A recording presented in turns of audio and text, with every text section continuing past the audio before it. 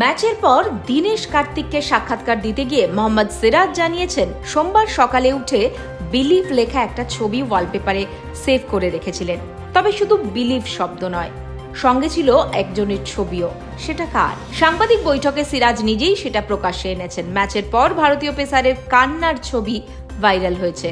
সাংবাদিক বৈঠকে শুভমান গিলের সঙ্গেই এসেছিলেন ম্যাচের সেরা সিরাজ। একেবারে শেষ দিকে কথা বলতে বলতেই হঠাৎই ডান পকেট থেকে নিজের ফোন বার করে আনেন। দেখা যায় ম্যানচেস্টার ইউনাইটেডের জার্সিতে ক্রিস্টিয়ানো রোনাল্ডোর একটা ছবি, ওপরে বিলিভ লেখা। সিরাজ বলেন, দেখুন, এই ছবিটাই মোবাইলের ওয়ালপেপারে রেখেছিলাম। আসলে বিশ্বাসই ছিল যে আমি পারবো। ম্যাচ থাকলে অন্যান্য দিন সকাল 8টায় উঠি, আজ ভোর 6টায় উঠে পড়েছিলাম। বিশ্বাস ছিল যে আমি পারবো, তাই ঘুম থেকে উঠেই ফোনে গুগল খুলেছিলাম। তারপর এই ছবিটাই বেছে নিয়ে ওয়ালপেপার করে রাখলাম। নিজের ওপর বিশ্বাস রাখাটা খুবই গুরুত্বপূর্ণ।